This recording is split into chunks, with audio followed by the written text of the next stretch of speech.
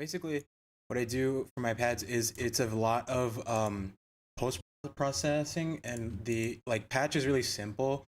So this is just a silent one. Make sure that the polyphony is at 16 because uh if you have it at like 3, well, I mean this is pretty obvious, but if you have it at 3, it only played 3 of the notes, and I'm not sure how it determines which 3 notes it plays if you're playing a chord, but uh it's it only takes 3. But if you have like all 16, then it'll play every note.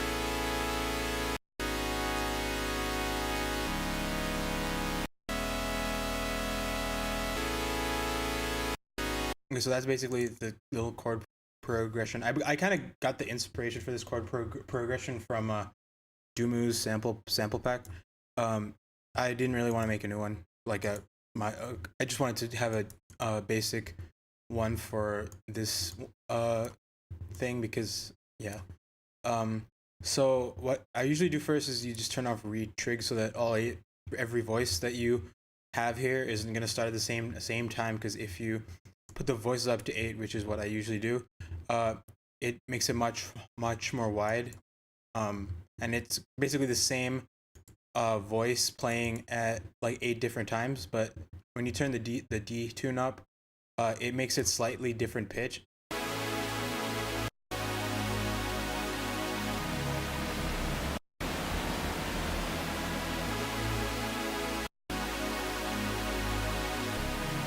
So yeah, you can like play around with that to taste. That is like basically you the amount of D tune you can change. Obviously, if you put it like up, like as it showed, if you put it up to here, it sounds really shitty. Yeah, like what the fuck. But if you put it down like, but if you put it like here, it's not bad. It's just like a different sound. So you can just play around with like what you want it to sound like. So I like right here. And what I'm gonna do is I'm gonna click the C, which copies this entire oscillator, and I'm gonna paste it here, and I'm gonna turn the volume of this one down, and I'm gonna put the octave of this one up. Sometimes I do this, sometimes I don't. It depends on how much high end I want on this.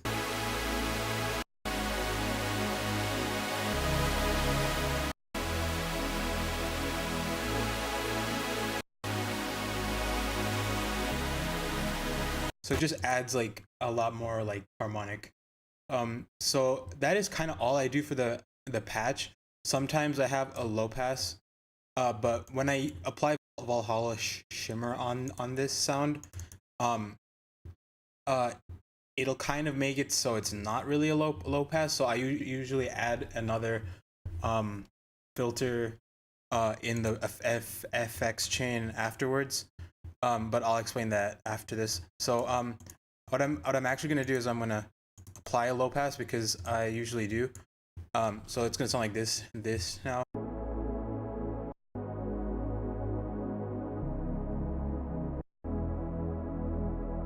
So yeah, it just sounds basically like a pad, like a dry pad sound. And what I'm gonna do now is I'm gonna just assign this to a free mixer track, and then usually the first thing I do, I take out like this area of the sound. This is all to like taste. And then I boost this part because I think that's where like the good shit is. So yeah, when you have the filter all the way up, it's like this now. And then it sounded like before, so.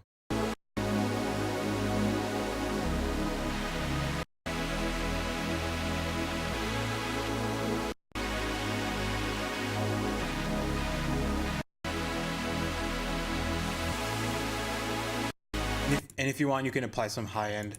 Sometimes you can add white noise in the second part, I guess they call it. You can add white noise, and I think that is very useful for like huge pads, like saw like super saw pads.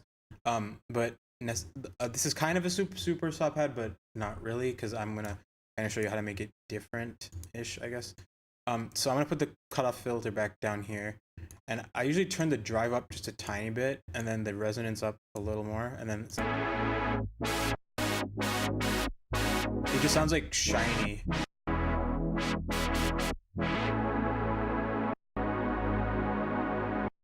Okay, so next thing I usually do is I take my fucking drug, which is this. This fucking thing is the basis of like every song I make, because I just love the way it sounds so much. But here's how it sounds.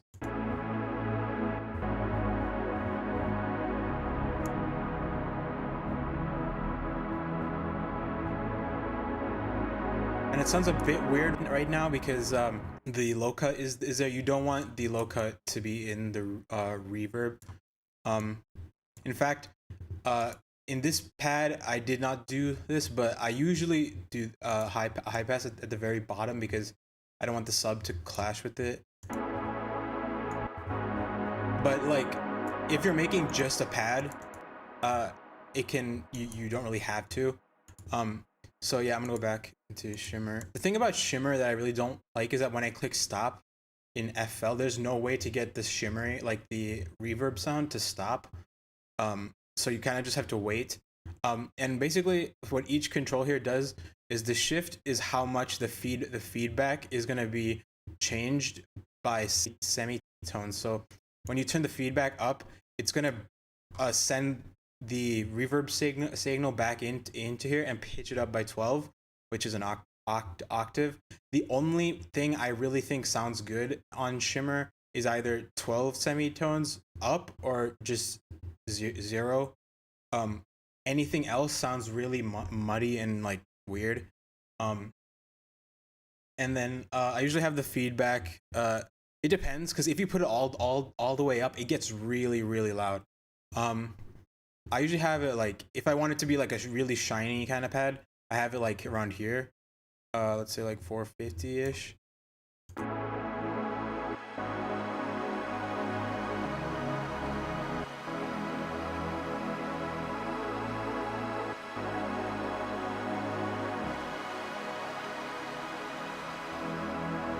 And sometimes it depends on really what I want.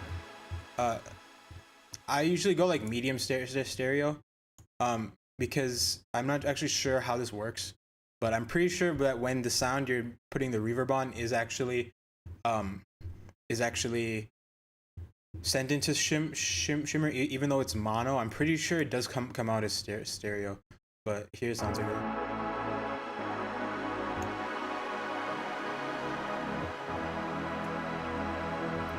And for like darker pads, you can change the color mode from bright to dark. It just makes it sound less, I guess exactly what it says, bright or dark. But the mod rate, this is the chorusing thing. I usually, if you have it down, if the more you put it down, the faster it takes for the detune of the chorus that Shimmer makes will be less when you turn this down, and it goes up as you add that. These two are basically just the chorusing, which I usually don't mess with because they usually just sound good. And the high cut you can play around with. I usually keep this at 8,000, but you definitely want to change this. And then the size, if you put the size all the way down, it sounds very strange.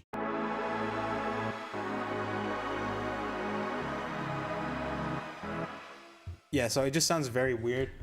You can kind of change that by messing around with the chorus, but I've never really had a reason to need to do that. So I'm just gonna leave that around, like, I usually put it around 30 because sometimes I don't want too long of a decay. And then diffusion, I'm not actually sure how this works because it says it controls the initial echo density, but I'm not completely sure as to what that means. But you can just play around with it and get some different kind of effects. I just like it at 910 though. So that's basically what we have so far, is just this.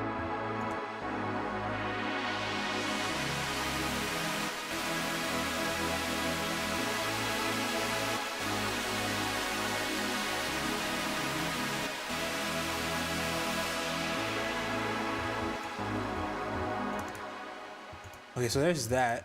Now next thing I'm gonna do is I'm going to.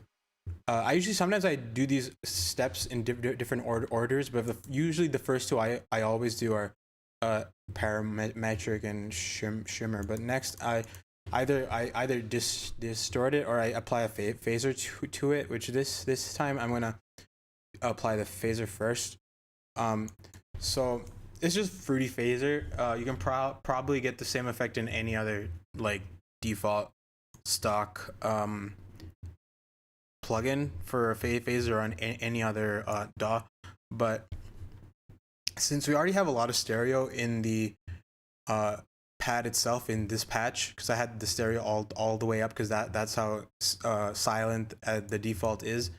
I'm not gonna have this on at all because we don't need the stereo to be affected by the phaser because it's already there. And then the sweep frequency, you can mess with that. I like it like slightly slower. And then feedback, I put it like around here ish because I don't like this is specifically like my kind of like shimmery pad. There's a lot of different pads you can make. Like I'm not saying this is the right way to do it, but this is like how I do it the most.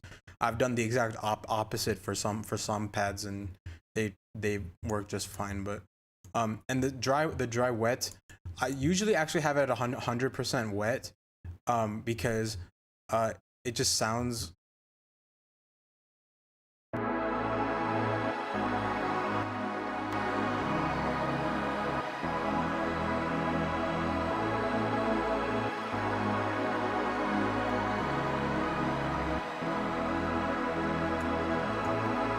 and if you listen closely the NR stages, if you move those higher, it becomes much more like of a swirly sound.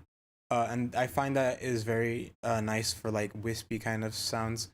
So I'm just gonna leave that the way it is, and then I'm gonna take tube amp, which I use for like everything, and I'm just gonna distort this by like 10 dB, 11.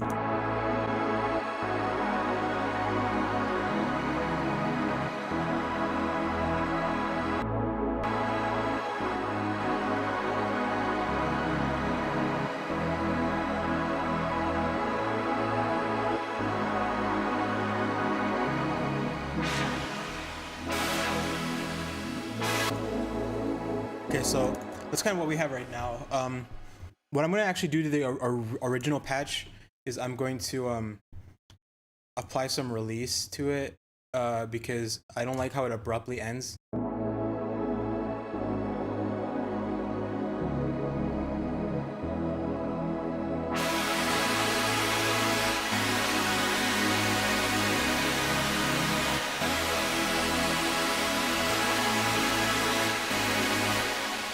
Yeah, so there's that. Now the next thing I do is I have to apply another EQ on here because this distorting it completely kind of causes the frequencies that we took out to kind of come back, and then some other stuff you don't really want. So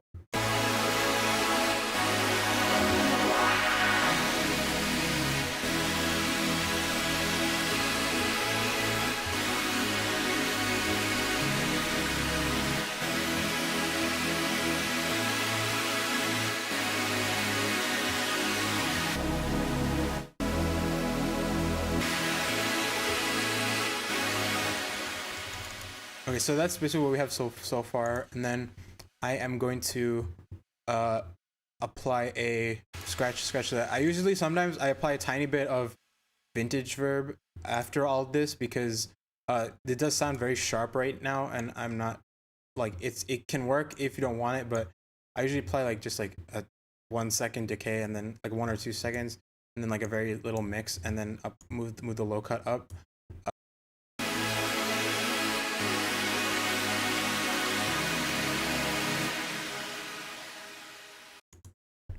Now fruity limiter, I usually just kind of smash it down.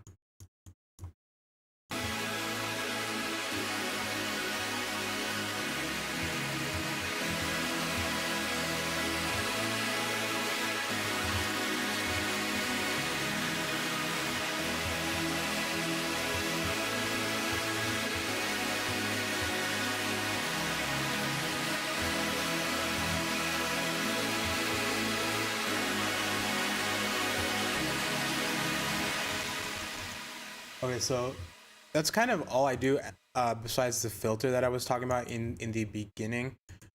So if you see here, um, in the song, if I turn down the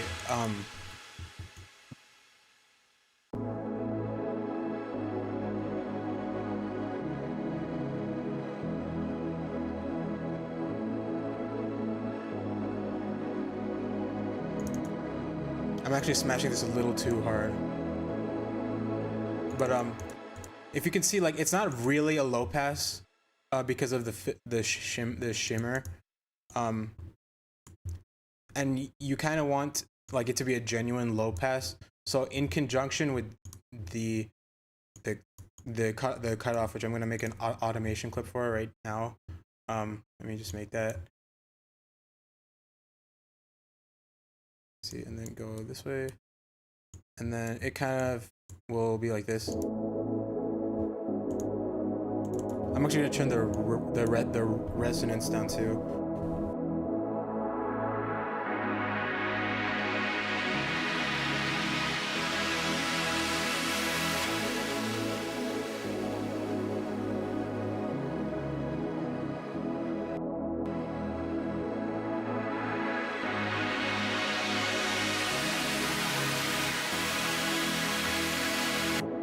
I do this basically because I want to control how it sounds at different parts of the song. Like sometimes having that shimmery stuff in the beginning of the song, like in an intro, is very like overwhelming, and you don't really want that. So I'm gonna have, so this is like one kind of pad that I make a lot, and the other one is kind of just I'm just gonna make a new silent channel. And this one's just this is basically a sine wave. I'm gonna init the preset and then set this up to 16 again, and then turn the retrig off, and then put the detune up, and it kind of sounds like this. Wow, fuck. Okay, it kind of sounds like this.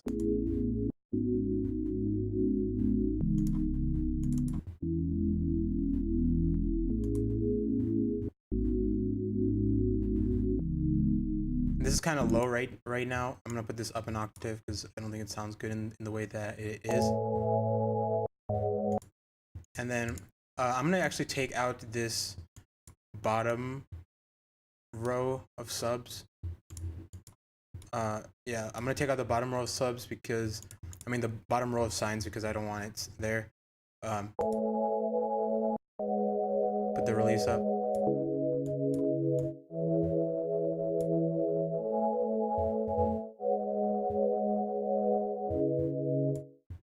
Okay, so I'm gonna assign this to a new mixer track, and then I usually just start off with like shimmer because you don't really need to EQ sine waves. They're basically just fucking sine waves. And then put the low cut up, and then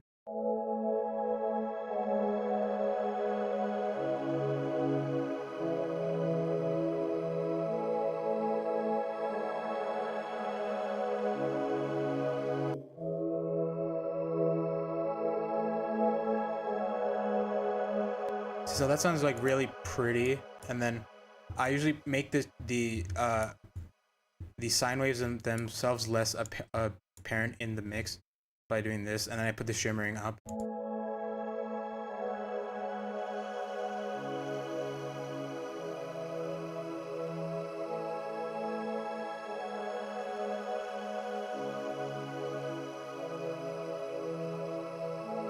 Okay, so we have that.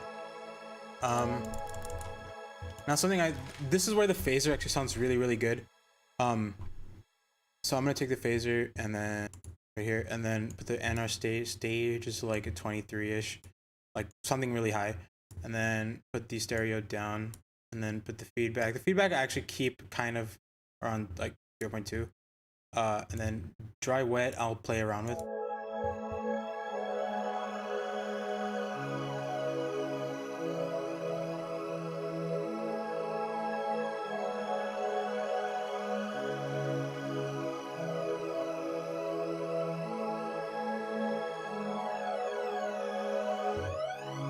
So you can kind of see what the NR thing does.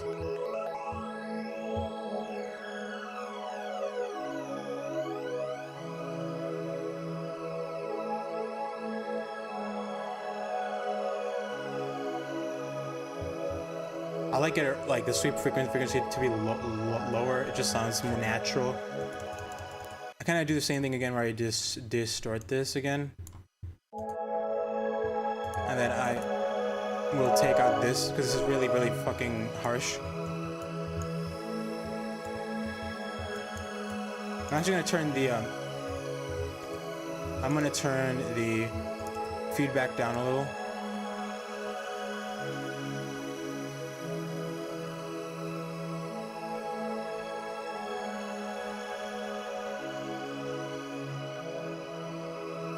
I think the shimmering also is a bit too strong for this one.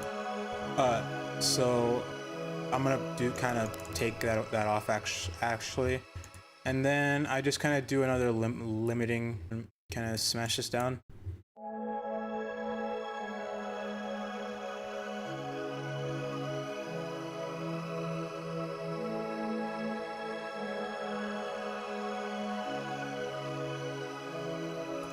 So like, I'm not sure how these are gonna sound layered, but they probably sound kind of good.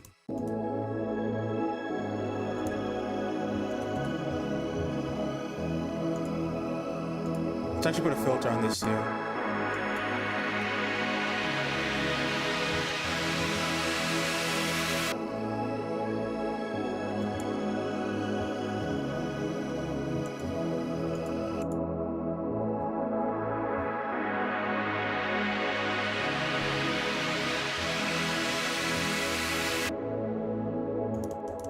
So yeah, I'm just gonna actually really quick cut to like adding some stuff, because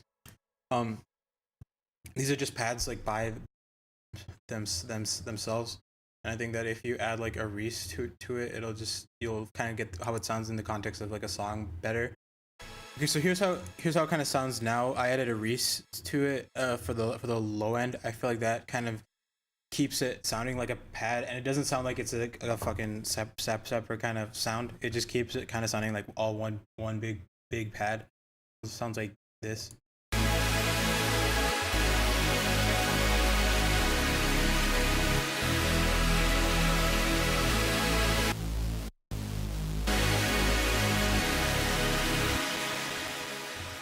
So what I usually do now is that, see how there's like a pause in here? I usually I like to add pauses between the pads because they're very they sound very they add a lot of contrast to the huge ass sound. So I usually route them all to a synth track, and in this case I'm gonna route the Reese to another synth to the same synth track. I usually actually do it to the bass track. I'm not gonna do that here because it doesn't really matter. But I usually add a fruity mute. Here's actually, I'll explain how my side chaining works in another video, but that's what the fruity balance is for. But I'm gonna add a fruity mute. So when the pauses come, I'm gonna do this. I'm gonna activate this. So I'm gonna create an automation clip, and then they go off right where I want them to go off. So like this.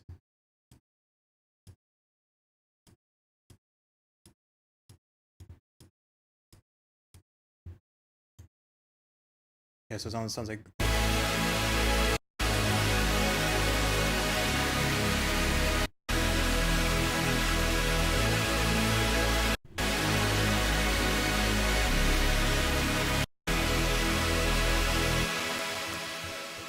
And another cool thing that I actually use in like a lot of my songs is I add a vintage verb after that on the synth bus, and I put the mix level all the way down, and I obviously take some of the low cut off because it sounds bad. And then if you put the decay up, you can automate this to come in as when the synths stop. So I usually do something like this. It's basically a reverb side chain. Something like this. Yeah.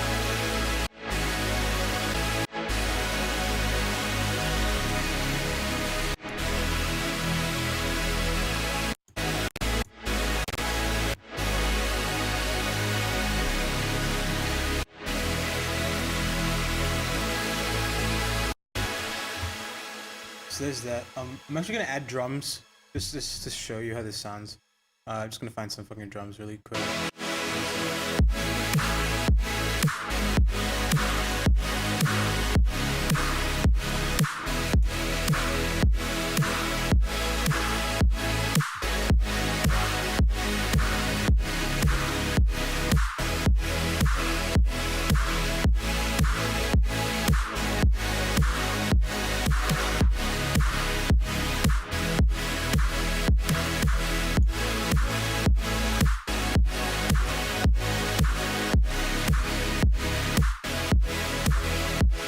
Yeah, that's kind of how I work with my pads and stuff. So if you have any questions, you can just comment it or PM me or something. But yes, that's kind of how I make the pads in my Discover remix and stuff. And a lot of basically every one of my songs. So yeah, I'll see you next time. Also, my neck fucking hurts. Please help me. Like I slept on it wrong. This is the worst fucking thing ever. And